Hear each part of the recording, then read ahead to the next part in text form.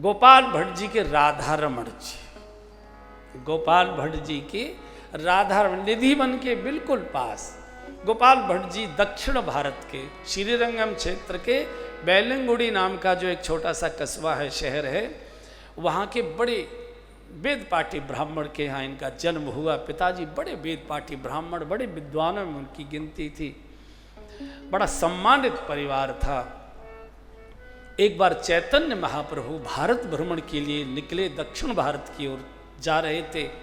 चातुर्मास का समय आ गया तो श्रीरंगम के दर्शन करने के लिए गए, तो चातुर्मास का जो समय था वहाँ से प्रारंभ हो रहा था। तो साधु चातुर्मास में विचरण नहीं करते, गमन नहीं करते, तो कहीं न कहीं एक स्थान पर ठहर कर उनको कोई न कोई अनुष्ठान करने पड़ते हैं। तो सोचा कि चलो भट्ट जी के ही यहाँ का समय लेते हैं और वहीं 4 मास सत्संग करेंगे, वहीं चतुर्मास पूरा करेंगे। भट्ट जी बहुत विद्वान भी थे, बहुत समर्थ भी थे, धनवान भी थे, सामर्थ्यशाली थे। तो उस समय गोपाल भट्ट जी 11 वर्ष के थे, बहुत तेजस्वी स्वरूप। चैतन्य महाप्रभु जी की सेवा में लगा दिया। अलौकिक चैतन्य महाप्रभु का सेवा से हृदय जीत लिया। बहुत दुलार प्यार करते थे, बहुत प्रखर बुद्धि थी गोपाल भट्ट जी की, बड़ी प्रखर बुद्धि। तो जब 4 मास पूर्ण हो गए तो गोपाल भट्ट जी ने कहा कि भगवान मुझे भी साथ ले चलिए, मैं भी आपके साथ चलूँगा। चैतन्य ने कहा कि नहीं, मेरे साथ अभी मत जाओ, अभी थोड़ा और यहाँ अध्ययन आदि करो। और सनातन गोस्वामी जी पहुँचने वाले हैं, रूप गोस्वामी जी वृंदावन पहुँचने वाले हैं, तुम उनके सानिध्य में जाकर रहना। आयु प्राप्त करके पिताजी का जब शरीर छूट गया तो यहाँ से गोपाल भट्ट जी वृंदावन के लिए चले। सालिग्राम जी साथ थे। ये पिताजी के साथ एक बार मुक्तिनाथ दर्शन करने के लिए गए थे, तो वहाँ गंडकी नदी से बहुत सुंदर सालिग्राम लेकर आए थे। पिताजी के यहाँ जब रहते थे तो उन्हीं की सेवा पूजा, उनके ये निजी ठाकुर थे। तो जब छोड़कर चले वहाँ से पिताजी की आज्ञा से वृंदावन के लिए, तो अपने सालिग्राम जी लेकर आ गए। तो यहाँ रूप गोस्वामी जी को आकर सनातन गोस्वामी जी को प्रणाम किया। उस समय सनातन गोस्वामी जी मदन मोहन जी में निवास करते थे। तो उन्होंने कहा, बेटा यहाँ तो जंगल है, तुम ऐसा करो निधिवन के पास स्वामी हरदास जी महाराज का भी वहाँ इस समय निवास है, तुमको उनकी बड़ी छत्र छाया मिलेगी। व्यास नारायण जी भी हैं, हित जी भी उधर हैं, तो तुम वहीं जाके और केसी घाट के पास स्थान बता दिया जहाँ आज राधा रमण जी का मंदिर है, वहाँ निवास करो, भजन करो। अब सालिग्राम जी की कोई और सेवा तो कुछ होती नहीं है। एक बार कोई जयपुर के बड़े सेठ जी वृंदावन आए, तो पोशाक बना के लाए थे। उस समय जितने ठाकुर थे, जितने दिवाले थे, सबके लिए पोशाक बना कर लाए। संतों के लिए भी दुपट्टे वगैरह काफ़ी चीज़ें लेकर आए। तो सबको पोशाक, बिहारी जी को भी दी, राधा वल्लभ जी को भी दी, गोपीनाथ जी को भी दी, सबको भेंट करते करते किसी ने कहा कि वहाँ गोपाल भट्ट जी के भी ठाकुर हैं, उधर निवास कर। तो आ गए। गोपाल भट्ट जी थे, बैठे थे, कुछ पूजा वूजा कर रहे हैं। आई आई आई, कहाँ से आए? बोले जयपुर से आया हूँ, संत सेवा और ठाकुर जी की सेवा करने का मन था, तो मैं पोशाक लेकर आया था। वृंदावन के लगभग सभी ठाकुरों को पोशाक धारण कराई है। मेरी प्रार्थना है कि आप भी अपने ठाकुर जी को पोशाक धारण कराएं, तो मुझे बड़ा संतोष होगा, सुकून मिलेगा। तो गोपाल भट्ट जी रोने लगे, मेरे ठाकुर जी तो पोशाक धारण कर नहीं पाएंगे। क्यों, क्या बात? बोले न उनके हाथ है, न पैर है, न सिर है, न नाक है, कुछ भी तो नहीं है, उनको पोशाक धारण कैसे कराऊं? वो तो ऐसे लगते हैं, जब मैं पीला चंदन पोत देता हूँ तो ऐसा लगता है जैसे कढ़ी में से पकौड़ी बाहर निकाल के रख दिया। तो जब सेठ जी ने भी जाकर दर्शन किया तो आंखों से आंसू आ गया। तो मेरा दुर्भाग्य है कि ठाकुर मेरी सेवा स्वीकार नहीं करना चाहता। कोई ना कोई मेरा अपराध है, नहीं तो ठाकुर जरूर कृपा करते। उन्होंने स्वरूप मुझे देख के शायद ऐसा बना लिया हो। सेठ जी निराश होकर लौट, बड़े मन से आए थे, क्योंकि गोपाल भट्ट जी की महिमा बहुत सुने हुए थे, बहुत लोगों ने कहा था। सेठ जी वहां जरूर जाना।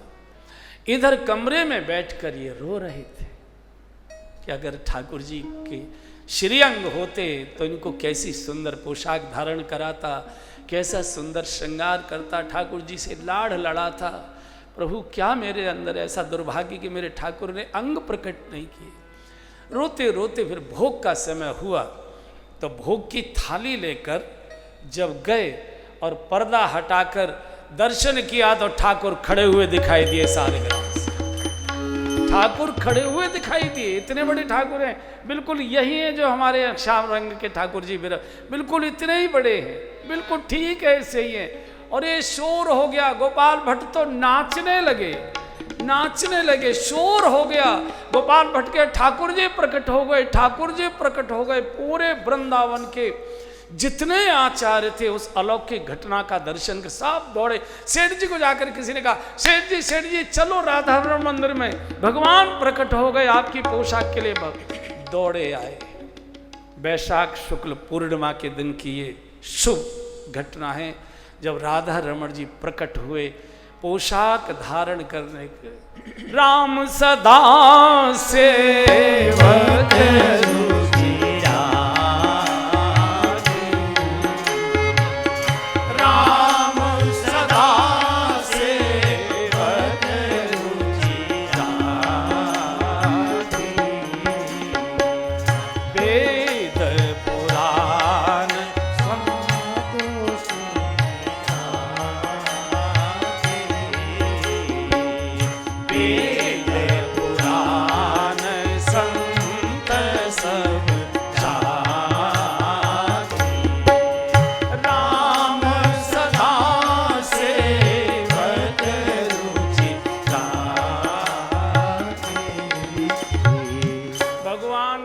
के वशीभूत। हमारी माँ गाया करते थे, होते आए री भगवान भगत के बस में। बहुत धीरे धीरे वो ये गुनगुनाया करती, होते आए री भगवान भगत के बस। भगवान स्वयं बोले मैं तो हूँ भक्तन को दास, भक्त मेरे मुकुट मणि।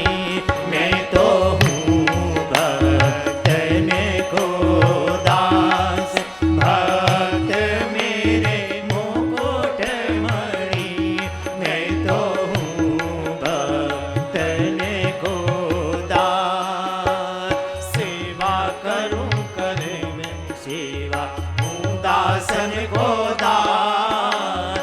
सेवा करे करूँ मैं सेवा हूँ दासन को दास। सेवा करे करूँ मैं सेवा हूँ दासन को दास। मोहू भजे भजू मैं उनको हूँ दासन को दास। मोहू भजे भजू मैं उनको हूँ दासन को दास। सेवा करे करूँ मैं सेवा हो सच्चा विश्वास। यही तो मेरे मन में कही। मैं तो हूँ भक्तन को दास, भक्त मेरे मुकुट मणि। मैं तो हूँ भक्तन को दास। पग चाकूं और सेज बिछाऊं नौकर बनूं हजार।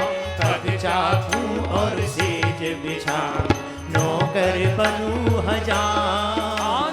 पग चाकूं और सेज बिछाऊं नौकर बनूं हजार। पग चाकूं और सेज बिछाऊं नौकर बनूं हजार।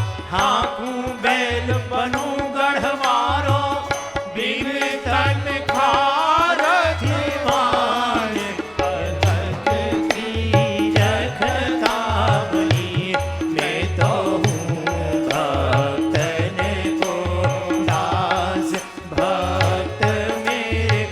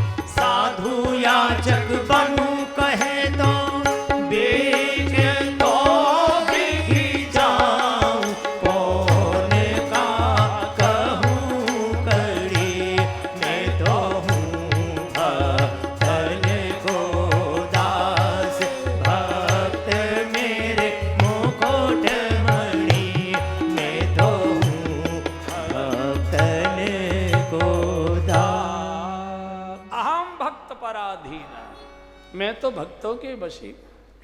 पग चापूं और सेज बिछाऊं, नौकर बनूं हजाऊं। सेन नाई का रूप लेकर भगवान राजा की हजामत करने चले।